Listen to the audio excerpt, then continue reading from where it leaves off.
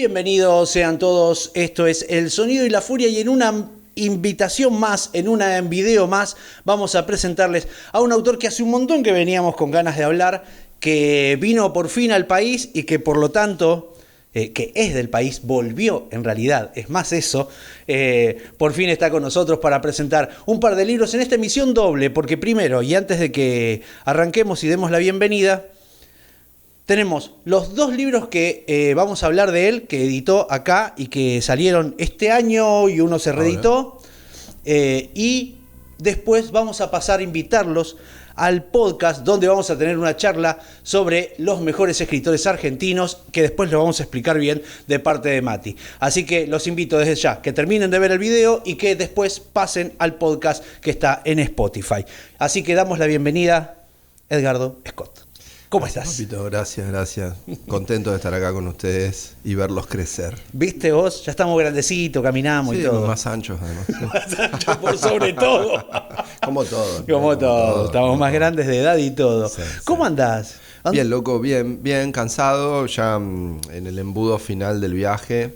Ya me voy el lunes. Ajá. Entonces estos últimos días son siempre los peores en algún sentido, los más turbulentos. Los más apretados de agenda, Los más ¿no? apretados de agenda, los que yo ya empiezo también a armar cosas allá, ¿viste? Claro. Ya sabes a gente que no vas a poder llegar a ver y alguna gente que no viste. Y bueno, ¿Cuánto tiempo? Esta vez vine un mes y medio. Ajá. Esta vez vine un mes y medio. Y Que no fue alcanza. desde que me fui el tiempo que más tiempo vine, me quedé.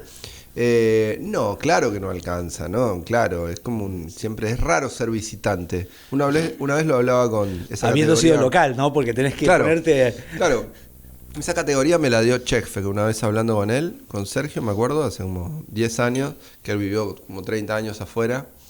Y yo se la preguntaba a él antes de haberme ido, o sea, y sin saber que me iba a ir. Y él me dijo, es raro ser visitante. Como en el sentido en que viste, no sos un viajero, no sos un turista, no sos un local, viste, sos como alguien que viene de visita, pero que conoce el lugar, pero que ese lugar a su vez cambia y que a su vez vive en otro lado. Entonces, es como una categoría un poco fantasmal, ¿viste? Un poco rara en ese sentido. Es un poco raro. Sí, Dicen que cuando vos te vas de Argentina una semana y cambia todo, te vas 5 años y no cambió nada. Claro. Dicen, no, es medio un poco... No, pero cambió. Cambió esta vez sí. Esta vez Yo me fui hace 7 años y han cambiado muchas cosas, me parece. Yo las noto y las noto cada año. Claro. Y las noto más y qué sé yo. Bueno. Ha sido bravo. Pero Sí. Primero no sé por cuál te gustaría arrancar más de tus libros, porque hay una reedición que se hizo este año, ¿no? Sí. Este año, por sí. MC. Sí. MC, que es el exceso. Sí, se reeditó una novela que, ya que lo mencioné, arrancamos por ahí. Si Dale. Yo publiqué El Exceso, que recién hablábamos off the record sobre Ricardo Romero. En realidad la publicó Ricardo Romero cuando él dirigía la colección de Gárgola que se llamaba Laura Palmer no ha muerto. Qué buen título. Qué buenísimo. Y además tenía en el lomo, no sé si se acuerdan, sí, una fotito de Laura ella. Palmer, Claro, ¿no? Ahí. la del cuadro de cuando ella. está típica. Y en esa colección empezamos muchos de mi generación, ¿no? Es decir, ahí editó Juan Terranova, Leo Yola, Selva Almada, Ricardo, yo, Juanjo Bursi, es decir, muchos de mi generación pasamos por ahí. Y bueno, él editó El Exceso ahí en 2012, Claro. ¿no? Y bueno, ya pasaron 11 años y iba a salir el año pasado y al fin por los 10 años y al final se demoró, como suele pasar en el mundo editorial. Suele pasar. Y salió ahora aprovechando, generalmente tratan, digamos, los editores de poder publicarlas cuando yo estoy acá, porque justamente puedo apoyar un poquito más al libro en vivo, diríamos. Claro. Entonces por eso salió la reedición del Exceso, de la novela, que fue mi primera novela, por MC, y salió la novedad, que es el ensayo de escritor profesional por Godot. Espectacular. Y aparte, el exceso ya es algo político. Y viniste para en momentos de elecciones. O sea, Sí, pareciera sí, como si hubiera sí, estado todo sí. planeado. Y sin embargo, nadie quiere hablar de política. ¿viste? Nadie quiere hablar de política, claro. Yo claro. digo esas especulaciones que existían antes. Una novela de los 90. Claro, Una novela de los yo dije, 90 era. chao, voy a hablar con Rial, con Claro. Nelson Castro, con, no sé, iba a decir Mauro Viale, pobre se nos fue. Pero digo... Mientras no hables con Johnny. Claro, No, con Johnny hablamos del padre. Pero... Y no, todavía no, todas esas notas no se dieron. No sé si es por cuestiones de prensa o por cuestiones de que finalmente, por lo que yo voy notando también, no, estamos cada vez menos acostumbrados a hablar de política. Como si me parece que el elemento político, digo, es muy fácil hablar, algo que dije varias veces, ¿no? Me parece que estamos cada vez más ideologizados. Sí. Pero la ideología, viste, que es eso que cada uno tiene como bandera, ¿no? Y uno tiene Una ideología el casi individual. veganismo, y el otro tiene el kirchnerismo, y el otro tiene, qué sé yo, ¿viste? Sí, el sí, ambientalismo, sí. y el otro Terraplanismo. tiene terraplanismo. O sea, cada uno con su ideología, ¿no? Sí. Con su quintita, pero resulta que hablar de algo más político entendido como, digamos, cómo vivimos todos, Claro, y claro. cuestiones más comunes a Que todos. un poco es lo ¿no? que estábamos diciendo. Vos te fuiste y cambiaron muchas cosas. Claro. Y ahí entramos en un terreno Exacto, político. por ejemplo. Eso es por un terreno ejemplo, político. ahí sería una cuestión. Algo que cambió, evidentemente, es el elemento político que ha venido cambiando, ¿no? Yo en ese sentido, ya que estamos hablando de los 90 y el exceso, tiene que ver con eso. Una cierta idea que tengo es que me parece que lo hablábamos con la Tere Andrueto en Córdoba, que presentó la novela, la presentamos con Flavio Lopresti ahí en Córdoba, y decíamos, tal vez no hay tantas representaciones de los 90, le decía, porque me parece que los 90 nunca terminaron de pasar todavía. Es decir, todavía estamos en los 90. Es decir, el estilo de vida que forjamos en los 90, Claro, de alguna manera se extiende. ligado al consumo, al consumo dólar, sobre pegado todo, al dólar. bueno, ni hablar, a Miami y a la frivolización y bueno, y todo lo que surgió en los 90 es un poco las marcas que definen todavía, me parece, a la sociedad argentina y probablemente a las sociedades globales. O de tal vez al Occidente, revés, ¿no? Del ¿no? occidente a Argentina también. Claro, como ¿no? si fuera Desde como que afuera hasta vivimos adentro. en unos 90 hipertecno, porque vinieron Claro. las redes sociales y qué sé yo, pero en realidad el shopping, viste, tenía unos amigos de Lomas, que, bueno, ustedes saben que soy de Lanús. Sí, sí, sí. Y voy y me junto con mis amigos de la secundaria, y en Lomas y me llevan como una especie de galería a cielo abierto que ahora en Lomas, y ellos se creen que estamos en Ocean Drive, viste, como que estamos...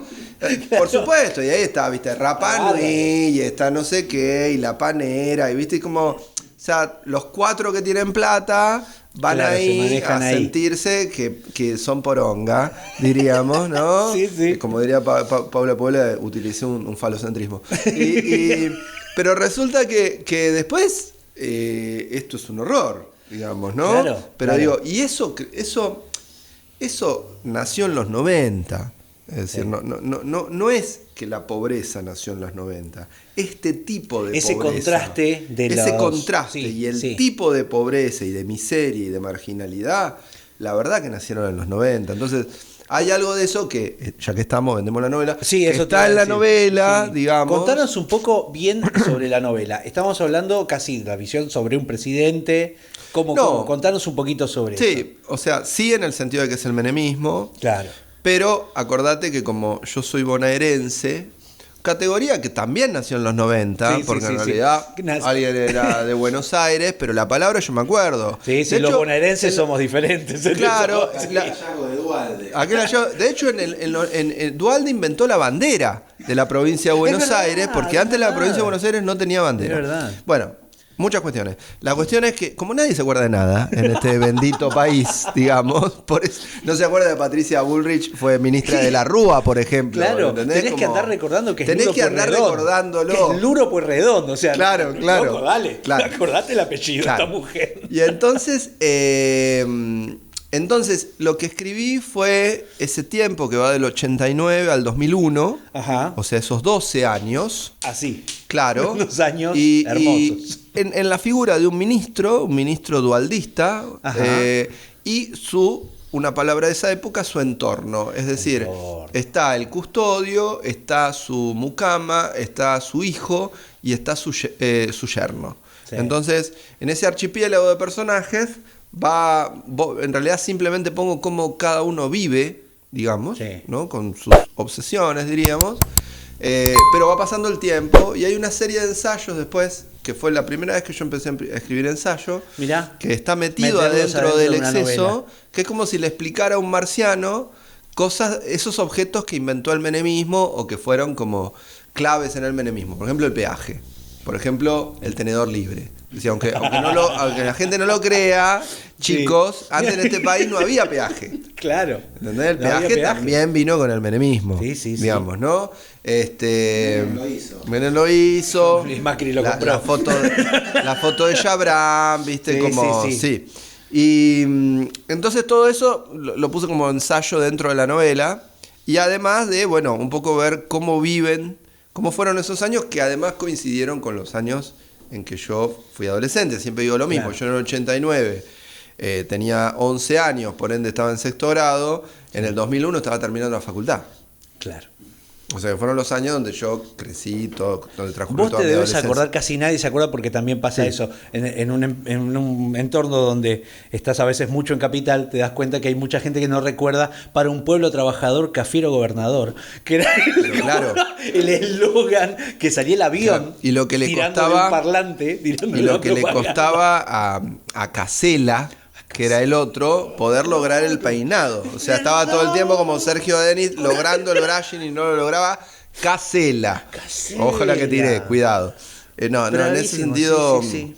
Bueno, y en realidad Cafiero perdió la interna con Menem, porque en realidad el hombre fuerte del peronismo en esa época era Cafiero. Sí, ¿no? Sí. Que recordemos que fue del que Perón dijo que es un buen muchacho, pero se queda con unos vueltos. Claro, le gusta mucho quedarse con los vueltos. Del cual tenemos todavía en el gobierno a su nieto, a su bello nieto. Similitudes de la época que narras con lo que acabamos de vivir. Gana un candidato totalmente que reivindica los 90 y venimos de una interna feroz, claro, que se compara con la de Cafiero Menem. Sí. Larreta, ¿no? Una interna también súper violenta, áspera. Bullrich Larreta como interna, sí, como interna del peronismo, digamos, en algún punto. No del peronismo, porque ya todo es peronismo, son todos peronistas. Como, sí. Sí, qué sé yo, es bastante desolador en algún punto, ¿no? Nos reímos por no llorar. Sí, estamos en ese momento. Aclarémosle a la gente. Pero a mí me parece que está bueno, hablar de política en ese sentido, y por otro lado me encuentro con que paradójicamente cuesta hablar de política, digamos. No quieren hablar de quiere. O sea, en el cruce, ¿no? En el cruce en el que estamos en la cultura, en la literatura, los que estamos se diría en el campo de las humanidades. Sí. Digamos, ¿no? Como que hay algo de que, sin embargo, poder pensar la política, poder hablar de política, no solo la cuestión partidaria. Sí, que es la más áspera porque es más fácil, es más chicanera. No, y volvemos a la ideología, digamos, ¿no? O sea, a vos te gusta tal. No, pero yo te digo, la política en el sentido de pensar cómo vivimos y cuáles son los elementos comunes. Claro, estar hablando de de dónde viene, si a dónde va, si volvió, si fue, pero no estamos hablando de la distribución de la riqueza. Que eso es hablar de política. Exacto. ¿no? Entre otras cosas, claro. Claro, entre otras cosas es hablar y de la distribución de la pobreza. Y diríamos, cómo se distribuyó la pobreza, claro. Y en ese discutir sentido, esos temas. Claro. Y en ese sentido el exceso, me parece que por eso lo único que toqué fue agregarle como una nota a la reedición. Bien. Donde un poco lo único que destaco es que es una novela sobre el poder, que es una novela política, ¿no? Claro. Porque en realidad cuando hablamos de la política hablamos del poder. Bueno. Siempre me parece que es importante recuperar eso. Me gusta. ¿no? Es decir, lejos de la cuestión ideológica, sería una capa más superficial, la política es aquello que distribuye el poder. Claro, es decir, el manejo del poder y lo que maneja el poder. Sí, hay un poder, es decir, en cada sociedad, desde el principio de los tiempos, el poder siempre lleva después algún tipo de organización y de distribución de ese poder. Bien. Digamos, ¿no? Eso es, digamos, lo que define lo político. Cuando hablamos del político, hablamos de lo poder. Por eso hay poder en una familia, hay poder en una industria, hay poder en un campo literario, hay poderes, digamos. Y cuando hablamos del poder, estamos tratando de pensar la política, porque el poder nos atraviesa a todos encanta, en ese me sentido, encanta. ¿no? ¿Qué te encontraste cuando volviste a leer la novela para la reedición, después de 11 años?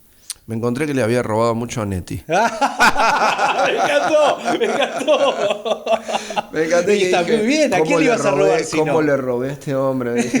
Lo dije como con cariño. No. ¿Tú Sí. lo decís? No, yo cuando lo leía pensaba ¿Ah, sí? como el Turco Asís. No está el mal. narrador del poder. Es una linda forma de leerlo.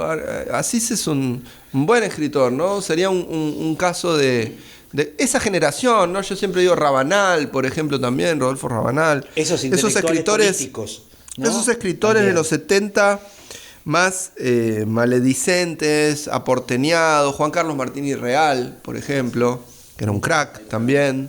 Claro. Juan Carlos Martínez Real tiene un libro del 75 de cuentos que se llama La conquista del Imperio Ruso.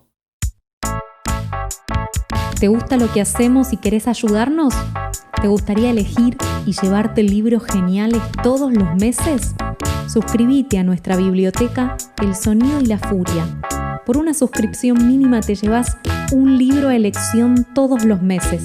Y de paso, nos ayudás a continuar haciendo este podcast y todo el contenido que ofrecemos. Además, formarás parte de una comunidad que recibe una newsletter todas las semanas con contenido exclusivo. También hay descuentos en librerías y en talleres. Visita nuestro Instagram, @elsonidoylafuria_fm, y busca el enlace en nuestra bio. Gracias por acompañarnos en esta aventura literaria. El Sonido y la Furia, el podcast de literatura. Tan porteños en algún sentido, en el Claro. buen sentido porteño, que diríamos el porteñismo folkville, diríamos, ¿no? Bueno, Sería como bueno. lo que quedó para nosotros de esa generación. No se escribe tanto ya en esa lengua, y por eso en el exceso, en la nota de la reedición, digo, qué lástima que, entre otras muchas faltas, los narradores de mi generación no escriben novelas políticas. Los narradores y las narradoras Sí, y todas las sí. conjugaciones morfológicas que quieran. Políticas, Lis, luz, narradores, Lo que claro. como los quieran llamar, sujetos que escriben de mi generación.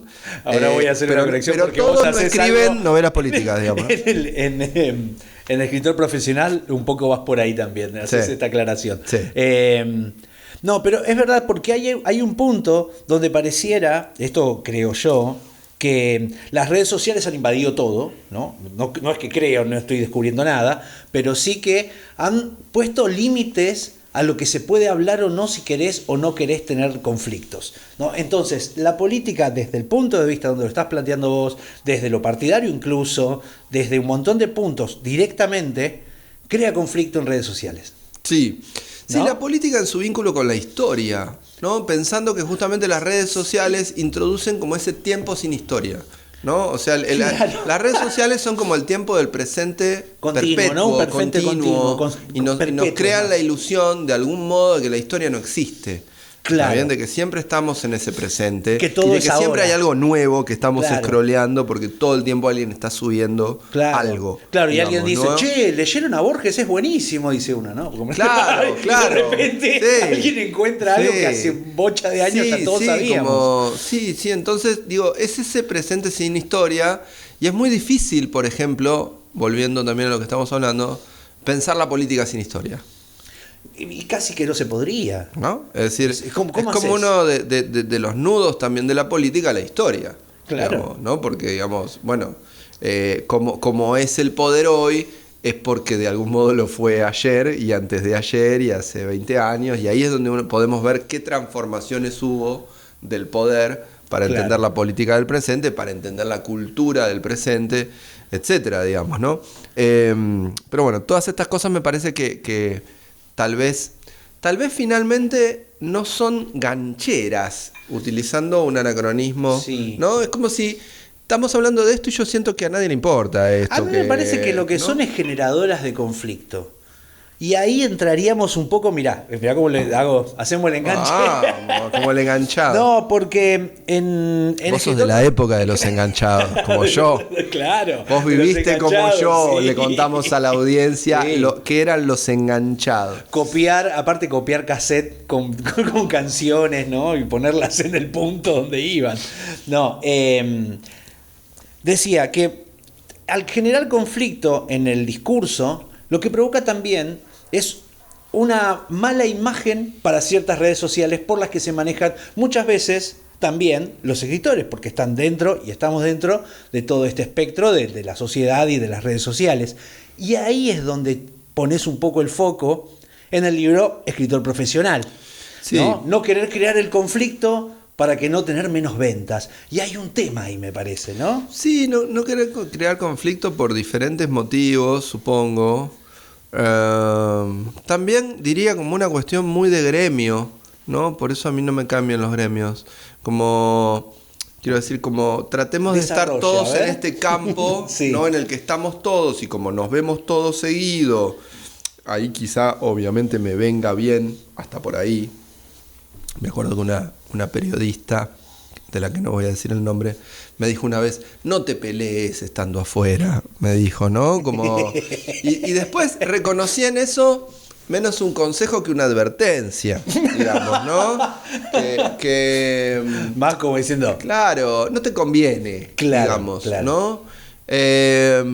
Y puede ser que tenga razón, en el sentido en que evidentemente en un campo político, en un gremio, diríamos, en este caso en el gremio de los escritores, están esas pujas de poder, ¿no? Esos lugares de poder. Pero bueno, como yo entendí que todo esto era artístico, pobrecito, como yo entendí que en realidad todo esto era estético, claro, ¿está bien? Claro. Y que estábamos acá porque nos gustaba leer y escribir, claro, dije, no. Pero ¿cómo? ¿Cómo podía ser que...? Entonces, pensé que siempre en realidad estábamos hablando dentro de ese campo de literatura, y claro, que nos gustaba la literatura, y que nos gustaba escribir, y que nos gustaba leer mucho literatura. Y entonces que no había problema en discutir en ese sentido. ¿Tarde te diste cuenta que no era así o temprano? No, yo me di cuenta temprano que no era así. Bien. Y en algún punto escritor profesional, como lo digo al principio, es porque... estoy en esto más o menos hace 20 años, es decir, ahí lo aclaro, no se trata de que empecé a escribir hace 20 años ni que empecé a leer hace 20 años, porque soy un muchacho de 45 años y empecé a leer, supongo, con Marco Polo a los 8 y empecé a escribir cuando empecé a escribir canciones a los 14. Entonces, no pasa por ahí, sino lo que digo es que hacia 2002, 2003, 2004 es el momento donde yo me empiezo a acercar. Yo fui, por ejemplo, al taller de Abelardo Castillo, entonces ese taller yo fui en el 2003, si no me equivoco. Eso. Sí, claro. Entonces, a partir de ahí, por supuesto, también empecé a estar en contacto con editores, periodistas, escritores, claro, etcétera, etcétera, y por eso digo, son 20 años de más o menos conocer el paño argentino. Claro. Yo me fui a vivir a Francia fines de 2016. Así es decir, que hice Alejandría, que Alejandría lo hice durante 12 años, que empezó en el 2005, en marzo de 2005, que los 2 primeros años, una cosa de locos, lo hacíamos cada 2 semanas, invitando a 5 escritores. O sea, hacé la cuenta de los escritores que vi en mi vida, claro, locales. Claro. Entonces... digo, un poco el libro era pasar revista a estos 20 años del campo literario argentino, qué se había transformado, qué había cambiado, qué había pasado con mi generación, que fuimos jóvenes y with a crazy dream, y dónde estábamos ahora, digamos, y bueno, y de todo eso un poco tratar de analizar, criticar, reírme y pensar un poco, ¿no? Claro. Bien, entremos un poquito justamente ahí. Contanos un poco qué fue lo que viste para crear esta idea, porque creas un concepto del escritor profesional. Por otro lado, aclaremos, es muy gracioso en un punto. Sí, Hay algo de, también lo nombrás a Art como el escritor fracasado, ¿no? Que va en esa línea, ¿no? Digo que Art por las dudas para que, porque viste que nadie lee nada. Vos sabés, Alexis, vos sabés. Sí, tenés razón. Vos sabés. Entonces dicen, Roberto Art es un escritor fracasado. No, espera. O es un escritor profesional, aún peor. No. Roberto Art escribió un cuento que está en El Jorobadito, que se llama Escritor Fracasado, claro, y que si ustedes lo leen van a encontrar los tics que fundan para mí la ética de lo que es hoy un escritor profesional, digamos. Y Es que igualmente... igual el sí. texto de arte. No, es una locura. Hace poco lo hacía en teatro Diego Velázquez, yo con lo fui a dirección de ver Marilú ahí. Marini. Lo fui a ver. Locura con él. total. Sí, maravilloso. Crack, Diego. Bueno, Impresionante. y que está también, digo, en el Borges, si uno lee el Borges de Bioy, se va a encontrar con un montón de estos tarambanas citados y descarnados por Borges Claro. y Bioy, No ¿no? es posible leer por el precio ya. Ahora, yo lo compré, yo lo tengo, No, quiero se- decirle. No se vende más. Le ganó el dólar. El que, Yo lo- compró, el que invirtió en yo lo- de Borges de Bioy ya le ganó el dólar. Yo lo tengo en Francia, me lo llevé ese, aún en la valija me lo llevé, y creo que hoy andan los $1.000. En la edición que yo tengo, que es la única original, porque después Después creo lo que sacó. metió mano Kodama. Sí, no vamos se a vende usarla, más. total nadie sabe nada. Sí, sí, vamos- Y ahora están los total está sobrinos, muerta. además, claro. Pero digo, creo que después nunca salió por algún motivo, o cuestiones del Albacea, Sí. de Daniel Martino, nunca volvió a salir una edición como esa, que fue todo el Un Borges bodoque completo, así, de sí. 1700 páginas, tapa dura, qué sé yo. Pero digo, el escritor profesional, entendido como este escritor, yo creo que algo que lo define es que no es el escritor amateur. Es decir, a mí me parece que es muy importante que un escritor, que cualquier artista, Sí. siempre siga siendo amateur. Para decirlo Bueno, rápidamente. ¿Está ahí bien? está. Es decir, a mí me parece muy importante que si vos sos músico, lo que más te importe siempre es tocar la guitarrita. ¿Está bien? Sí. Y ver si te sale ese acorde que no te salía, y ver si te sale una melodía que no te salía. Y bueno, y me Y parece estar que aprendiendo constantemente. Y estar aprendiendo y tener a tus referentes y querer hacer, y si te gusta Charlie, querer hacer un tema más lindo que Charlie, ¿entendés? Y bueno, y para los escritores es un poco lo mismo, me parece, ¿no? Siempre queremos tratar de poder escribir lo mejor posible eso que no logramos escribir, o escribir en un género que todavía no escribiste, o escribir mejor que Gustavo Ferreira o que Ricardo Piglia, ¿me entendés? O que, digamos, como ese tipo de cosas, ¿no? Y después, ¿en qué editorial editás? ¿Qué agente tenés?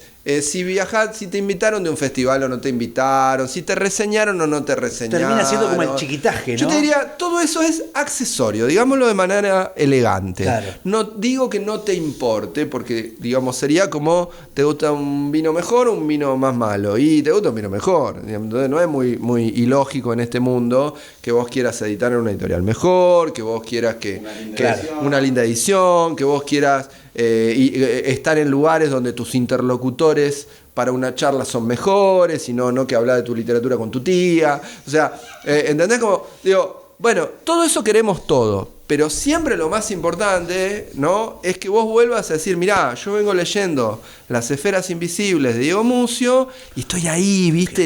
Y leo, y pienso, y digo, mirá, qué bueno que está. Mirá cómo hizo esto. Por otro lado, mirá, ¿no? qué clásico. Claro. Mirá, qué clásico. ¿Está bien? Sí, Quiero decir... Bajemos todos, mira qué clásico, ¿no? Pienso en Andrés Rivera, pienso en Di Benedetto, pienso en Borges, pienso, ¿no? Es decir, pienso en esa tradición, es decir, y por otro lado reconozco el valor que tiene en 2023 en escribir lo que hace Diego, ¿está bien? Y digo, Claro. mirá, y Diego escribe poesía, mirá, pero lo que te quiero decir es, yo estoy con ese librito y yo estoy muy entretenido. Y por otro lado, si yo me pongo a escribir un poema, como vengo escribiendo estos días en Buenos Aires, largo, estoy muy entretenido, yo con eso estoy. ¿Está bien? Claro, Ahora, claro. después sale Caminantes en Francia, lo edito una buena Maravilloso, editorial, sí, sí, genial. ¿Me ocupo de eso? Sí, claro que me ocupo, pero de manera siempre secundaria, digamos, Claro. ¿no? Siempre digo, conservar ese amateurismo. Hay algo de digamos. eso que sí se rescata, bueno, de las cosas que se rescatan del libro, es esto de a veces la falta de la idea de la escritura, de que la literatura sea lo primero, ¿no? En eso, tanto en lectura como en escritura. Hay algo que reforzás mucho, es el ¿Ese de escritor- Querusa? Sí, sí, Íbamos sí. filmado. Se notó. ¿Cómo está bajando el té, ¿Eh? ¿Viste? El tecito este de ciruela. Sí, ¿no? pero... Necesito decirle. Porque los chicos, hay que decir que tienen una cabaña en el sur, Claro, claro. tienen ciruelas artesanales y están haciendo este té de ciruela. Y es una maravilla. Es un elixir, es una sí, maravilla. sí, sí, sí. Es un elixir, podemos Es un decir. elixir. Es un elixir, dijo. No, pensaba en esto del de que hay algo de tratar de volver a esta lectura. Y hay algo que parece que estás todo el tiempo también como tirando. El escritor profesional no lee poesía. Sí. Y esa es fatal, porque vas leyendo. Y esa la defendí con los editores. Y viene chiste, o sea, porque va entretenido, porque decís, mirá cómo les pega, mirá cómo pega. Sí. ¿A quién puedo reconocer acá, a quién no? Porque hay Me libros... cuesta a veces, te digo la verdad. Encontrar por qué. Sí. Porque ahí digo, che, pero es que no en hay algún tanto punto de yo te esto. diría, en algún punto somos todos y no es ninguno. Bueno, me pasó eso. O sea, esa es un poco la idea. Sí. Ojo que yo digo, como somos todos y no es ninguno, soy yo también y no es ninguno. Claro, hay características de unos, otros no, sí. Fíjate, vos ves, ¿no? Claro. Pero, y también era la idea de que si no son temas que son muy duros, otra vez volvemos al elemento político, y por eso la cita que puse, que empieza, que es de Oden, que dice, bueno, la crítica debería ser una conversación informal, ¿no? Es decir, hay algo que yo quería que el libro igual fuera amistoso. Es decir, Claro, ¿no? claro. El que tiene cola de paja, el que no tiene humor, el que no tiene difícil. autocrítica, Difícil. y ese no es mi lector. Claro. Ahora, difícil. el que tenga humor, el que tenga autocrítica, el que le interese lo político, yo creo que le puede interesar.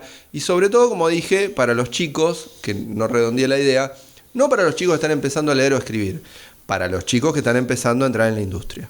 Es decir, para Bien. los chicos que están con su manuscrito y que están tratando de meterlo, esa primera novelita, librito de cuentos, en una editorial o qué sé yo. Claro. Y respecto de lo de poesía, no sé si tenemos tiempo. Sí. Tenemos tiempo. Bueno, y respecto de lo de poesía, lo que la tuve que defender esa con los editores. Dale, por favor. Pero digo, la idea era de que hay dos motivos por los cuales para mí la poesía es muy importante en la formación de un escritor y de una escritora.